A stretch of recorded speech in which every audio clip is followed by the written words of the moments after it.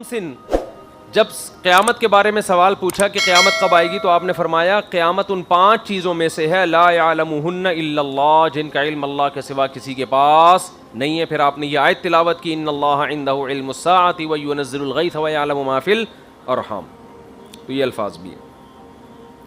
اچھا، اس میں جو میں نے علمی نقطے آپ کو بیان کیے ہیں نا، امتحان میں جب بھی کوئی اس طرح کی چیز آئے گی آپ کو نمبر وار سارے پوائنٹ لکھنے پڑیں گے.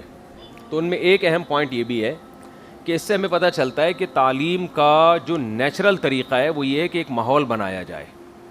دیکھو آپ صلی اللہ علیہ وسلم صحابہ کو بٹھا کے ویسے ہی سمجھا دیتے کہ اسلام اسے کہتے ہیں، ایمان اسے کہتے ہیں، احسان اسے کہتے ہیں، اور قیامت کی یہ علامتیں ہیں. کیا خیال ہے؟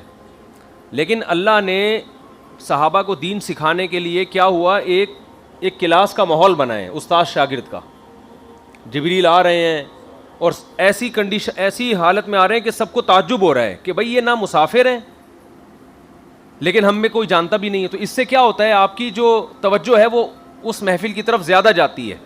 جیسے ابھی کوئی اجنبی آدمی آ جائے جو اس کلاس کا بھی نہ ہو، مدرسے کا بھی نہ ہو، مثال کے طور پر ایک عجیب سے لباس میں آ جائے، پینٹ شرٹ میں آئے اور کیپ پہنی ہوئی ہے، کالا چشمہ لگا ہوا ہے، آ کے سوال پوچھے، وہ جو سوال پوچھے گا اور ہم جو جواب دیں گے آپ کے ذہن میں ہمیشہ کے لیے بیٹھ جائے گا، کیونکہ ایک آپ سب کی توجہ اس کی طرف چلی جائے گی، یہ بندہ کون ہے. نہیں آ رہی بات میرا خیال ہے. تو یہ جو اللہ نے سکھانے کے لیے حضرت جبریل کو بھیجا، وہ آپ کے سامنے آ کے طالب علم کی حیثیت سے بیٹھے. اس کو ایک یوں کہہ سکتے ہیں کہ آج کے دور میں جو ورک شاپس ہوتی ہے نا مختلف فنون اور ہنر سکھانے کے لیے، یہ اس کی ایک بہترین مثال ہے. یہ چھوٹی سی ایک ورک شاپ ہوئی ہے، سمجھ رہے ہو. ہم کیا کہتے ہیں کہ بس پڑھانے کا ایک ہی طریقہ ہے، بچے کو سامنے بٹھاؤ اور پڑھاتے چلے جاؤ، پڑھاتے چلے. وہ بور ہونا شروع ہوتا ہے 2-3 دن میں، پھر بھول جاتا ہے. جیسے ہمارے مدرسوں میں کیا ہوتا ہے، جب کالج سے، یونیورسٹیوں سے اور گھروں سے لڑکے آتے ہیں، شروع میں بڑا جذبہ ہوتا ہے، ہم عالم بنیں گے، مفتی بنیں گے، دین کی خدمت کریں گے.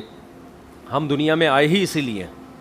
تو پہلا دن گزرتا ہے، صبح اتنے بجے کلاس شروع ہوئی، پھر دوپہر 2 گھنٹہ، 3 گھنٹہ، 14 گھنٹہ، پھر 6 گھنٹہ، پھر 7واں گھنٹہ. اس کے بعد نماز پڑھنے گئے، پھر قیلولہ کیا، پھر سو کے اٹھے، اس کے بعد واش روم میں گئے، واش روم سے آئے، چائے وائے لگائی، پھر تکرار کے لیے بیٹھ گئے، پھر عصر کے بعد بیٹھ گئے وہاں پہ، سموسے کھا لیے، چائے پی لی، پھر مغرب کے بعد بیٹھ گئے. پھر 2 دن، 3 دن، 4 دن، 5 دن، 6 دن، 8 دن، جب یہی ترتیب چلتی ہے تو بھول جاتے ہیں کہ ہم مدرسے میں آئے کیوں تھے، یہ کتاب کس موضوع پر ہے، کیوں پڑھائی جا رہی ہے، مقصد کیا ہے. اور 2-4 سال کے بعد دنیا میں آنے کا مقصد ہی بھول چکے ہوتے ہیں کہ ہم یہاں آئے.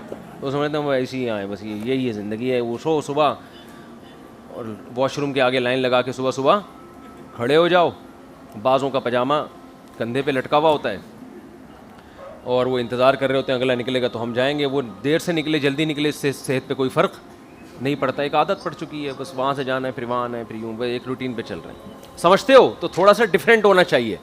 آپ صلی اللہ علیہ وسلم صحابہ کو مجلس میں بٹھا کے بھی سمجھاتے، تو اللہ نے ایک الگ سے ماحول بھی قائم کیا. اور بہت ساری حدیثوں میں آپ کو یہ مضمون نظر آئے گا کہ سوال جواب کا ایک باقاعدہ سیشن بنایا گیا ہے.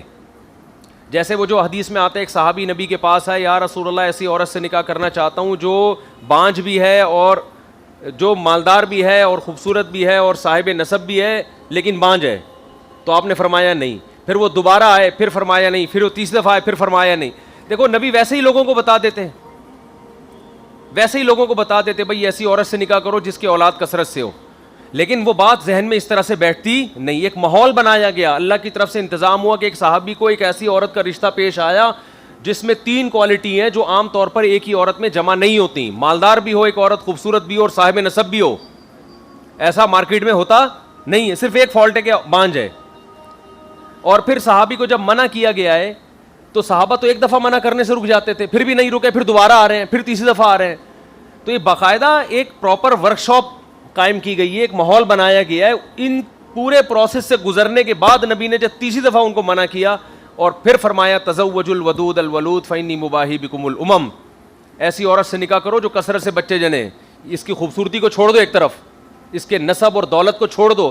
بہت بڑا فالٹ ہے اولاد نہیں دے رہی، تو میں تو یہ چاہتا ہوں کہ ایسی عورت سے نکاح کرو جو 1-2 نہیں، اولاد کثرت سے دے.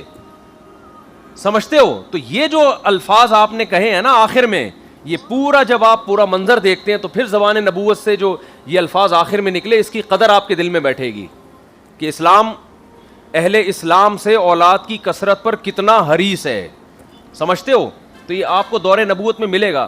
تو اسی وجہ سے ہم کہتے ہیں کہ اسلام دین فطرت ہے, تو اس میں جو ایجوکیشن اور تعلیم کا سسٹم ہے وہ بھی کیا ہے, نیچرل ہے. جبکہ آج ہمارے ہاں جو ایجوکیشن کے جو سسٹم اسکولوں میں اور مختلف جگہوں پہ جو رائج ہو گئے ہیں وہ نیچرل نہیں ہے, اس میں تکلف ہے, بوریت ہے اس میں. سمجھ میں آ رہی ہے؟ چلو پھر ٹھیک ہے.